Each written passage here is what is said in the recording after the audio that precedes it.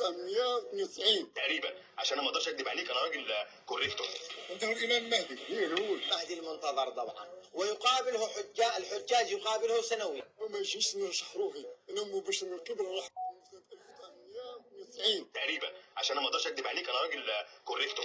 انت هو الامام مهدي. مين هو؟ المهدي المنتظر طبعا، ويقابله الحجاج يقابله سنويا. ما يجيش نرشح روحي انه باش نركب رحمه. هذا مرشح من رب العالمين من سنة 1992 تقريبا، عشان انا ما اقدرش اكذب عليك، انا راجل كوريكتور.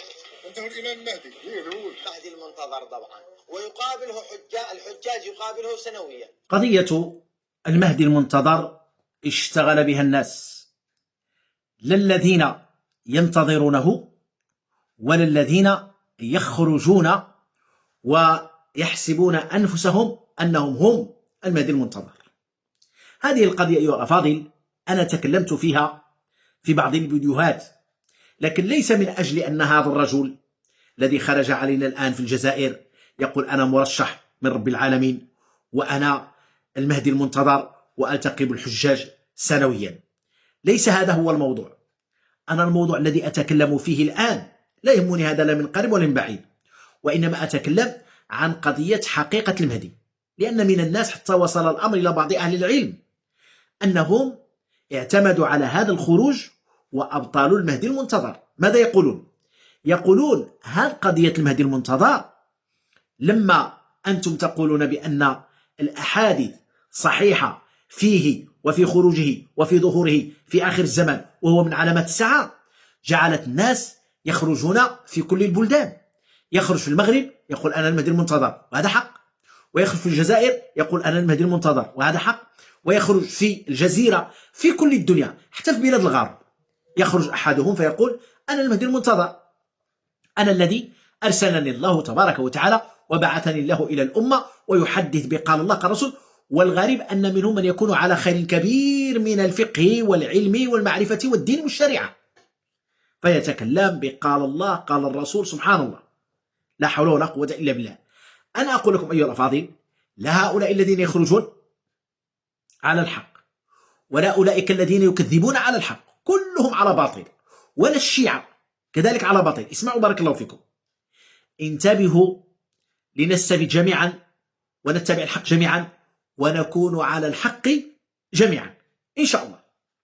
لا الشيعة، مهدي الشيعة كذب، ليس هناك للشيعة مهدي، ولا عندهم إنسان في السرداب في العراق ينتظرونه كل صباح ويقول اللهم عجل خروجه، اللهم فرج بخروجه، ويذهبون كل صباح إلى السرداب إلى قبر هناك بالحليب والتمر والدعاء والتلبية وكذا، ينتظرون المهدي يخرج عليهم فيفرج عنهم هموم الدنيا والآخرة. هكذا يعتقدون الشيعة، وهم يقولون كل سنة يقول هذه السنة يخرج هذه السنة يخرج، والشيطان يضحك عليهم ويلعب بهم، نسأل الله العافية، وعدهم وما يعدهم الشيطان إلا غرورا. إذا مهدي الشيعة كذب وزور وبهتان، هذا لا وجود له ولا أساس له ولا صحة لأخباره في كتاب الله وفي سنة الرسول، كل ذلك كذب في كذب. هذه مسألة مقطوع بها محسومة. جميل. مهدي أهل السنة أي مهدي المسلمين، مهدي الإسلام والشريعة والقرآن والسنة النبي صلى الله عليه وسلم، هذا حق.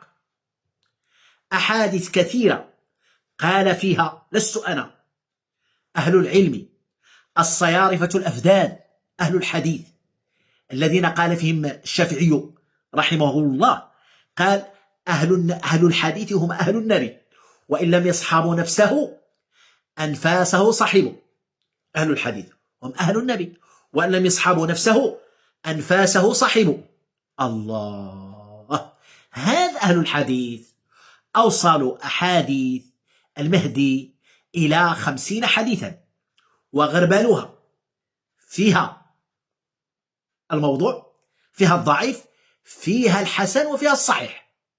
هذا الحسن والصحيح وصل إلى حد التواتر المعنوي، أي أحاديث المهدي صحيحة لا شك فيها، وخروج المهدي صحيح لا شك فيه، وهو من علامات الساعة، وسيخرج قبيل عيسى عليه السلام. حيث جاء في الأحاديث الصحيحة أن المهدي يكون بالشام يجاهد وينصر دين الله تبارك وتعالى، فإذا بعيسى بن مريم ينزل بالشام على المنارة البيضاء معروفة هناك على جناحي ملائكة، فيأتي إلى المهدي فتقوم الصلاة، فيقولون لعيسى تعالى صل بنا، فيقول لهم إمامكم منكم، فعيسى عليه السلام يولي ويأمر المهدي أن يصلي بالناس تكريمة لهذه الأمة، فقال الإمام منكم فيصلي المهدي بالناس وفيهم رسول الله عيسى بن مريم. هذا حديث صحيح. ويكون الحمد لله نصر الإسلام والدين والخير في البلاد بماذا؟ بالمهدي عليه السلام وبعيسى عليه السلام، فيكون الخير في البلاد وتكون الشريعة على هدي النبوة، ويكون الخير لا من ناحية الأرض ولا من ناحية الإسلام والشريعة. الحمد لله، هذا فضل الله، ذلك فضل الله يؤتي من يشاء. إذن قضية المهدي الذي هو مهدي أهل السنة صحيح، أخباره صحيحة، ما دون ذلك كذب.